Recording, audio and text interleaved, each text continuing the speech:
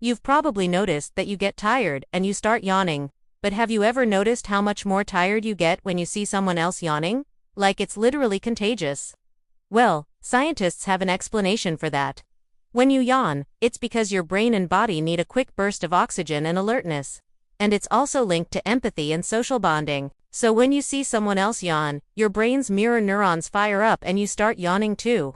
But there's a reason why this might happen. Scientists believe it's because our brains are wired to understand and mimic the actions of others in order to empathize with them and bond socially. So the next time you find yourself yawning after your friend, don't worry, it's just your brain trying to connect.